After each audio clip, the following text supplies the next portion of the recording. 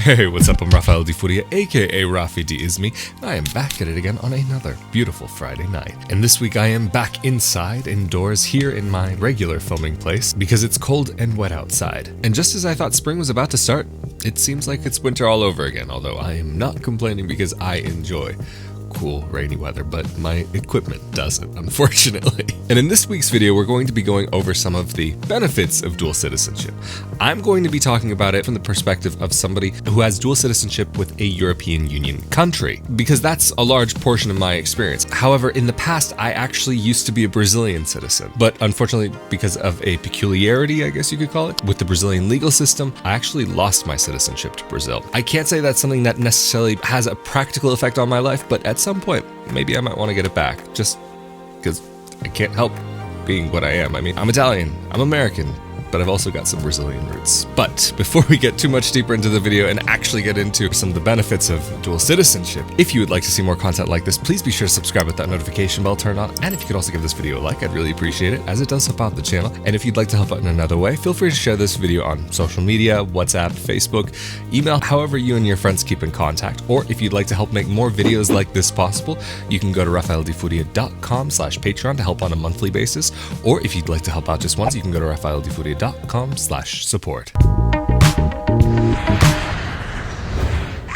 And of course, for those of you out there who are of Italian descent and are interested in Italian citizenship, I'm always more than happy to make a recommendation for people who can help you with the process. And also for those of you who are actually of Irish descent, feel free to get in contact with me and I'll be happy to share what information that I can. For those of you who regularly watch my videos or have watched the past few videos, you'll know that I recently just came to 10 years abroad and I still haven't been back to the States. I did a video about this, so I'm not going to go into it in this video.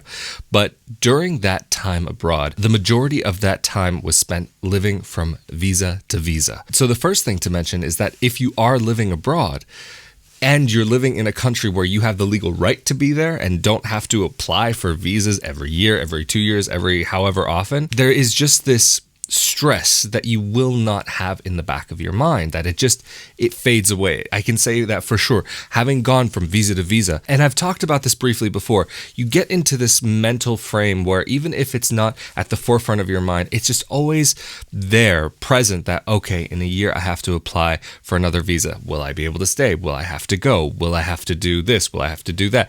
How much is it going to cost me? Am I going to have to pay for legal fees? Am I going to just be able to walk in and renew the visa and do it right on the spot, or what is going to happen? And this has really been a huge difference in my life since moving to Italy as an Italian citizen, or if you're moving to Europe as an EU citizen, whether Hungarian, German, Spanish, Portuguese, or Irish, and going through one of the processes for citizenship by descent in one of the various forms that it exists, just being able to exist in that country is a huge deal. Just being able to just live your life, just day-to-day basic things, able to build up something if you want, lay some foundations and not have to think about, well, if I lay these foundations and if I have to leave the country in a year, 2 years, 5 years, will all of this work that I put in have been in vain? Or if I'm building something in a country where I'm actually a citizen, then I'm actually building my own life here. So for me personally, having made the choice to move to Italy as an Italian citizen has had a huge impact on my life, just simply based on that. I realize, though, a lot of people who do citizenship by descent, Irish, Italian citizenship, aren't necessarily going to move to Italy, Ireland, Hungary, wherever your family originally came from. But I do think that it is worth looking into. I really am of the opinion that if you have the passport of a country, you should at least know what it's like to live there, to experience it. It's a beautiful thing to have that identity as part of who you are. Italian American, Irish American, Hungarian, Polish American, whatever it is that you might be. But the identity that you've grown up with may be a little bit different than the identity that is attached. It may differ slightly than what you'll find in the nation itself in this present day. So there is that other benefit of getting in touch with the land that your family is from, getting to see that other part of where your family actually lived, rather than these stories about this faraway magic fairy tale land that may or may not have existed from your point of view, because as far as you know, this place that you've heard about may not actually exist, especially if you've never been there before. I mean, like, really think about it. Okay, these places exist, But if you've never been to a place, I don't know how to exactly phrase it, but there's this like level of tangibility that is just not there, where it's just you have this picture in your head, in your imagination of what that place could be like. But what is it actually like? What is it from your own experience? That was one reason why I came to Italy. So that for me was also a large benefit. And to shy away from some of the more fluffy kind of warm feelings, or the pizza pasta amore as I like to call it, rather than dolce vita, because yes, the life can be sweet, but what makes life sweet other than gelato? So maybe it should be pizza pasta amore and gelato. But just also a quick side note, if you'd like to help make more videos like this possible, you can get shirts, mugs, baby onesies, and more at rafaeldifuria.com/NYAG gear. Link down below. There's designs like pizza pasta and amore. That's it, I'm moving to Italy, and a bunch more. Because all you need in life is a little bit of pizza, pasta, and amore. But if you get your second passport and decide to make practical use of it, rather than having it be something solely that is a nice warm feeling for you, and having it be something that you only use when you maybe go on vacation to that place, if you're using your second passport for practical reasons and to spend long periods of time, you will start seeing the other benefits that can come along with it. For example, if you have a European passport, that will allow you to live anywhere inside of the European Union and easier access to countries like Switzerland, for example, that are a part of the European Economic Area. So that means that you could get a job basically anywhere around the continent and be able to work legally. For Switzerland, of course, you'd have to jump through a few hoops, but it's supposed to be an easier process for those with European passports than those with non-European passports. And one of the things that actually a lot of people like to talk about when it comes to dual European citizenship is medical care. Depending on what country you're in will depend on what type of services are available. But for example, if you're an Italian in Italy, you have basic minimum healthcare coverage, which can be at no cost to you. And a quick little side note that I find interesting is that in Italy, basic medical healthcare coverage and emergency medical services are actually protected by the Italian Constitution. Many people like to call this free, and even I've called this free in my videos previously.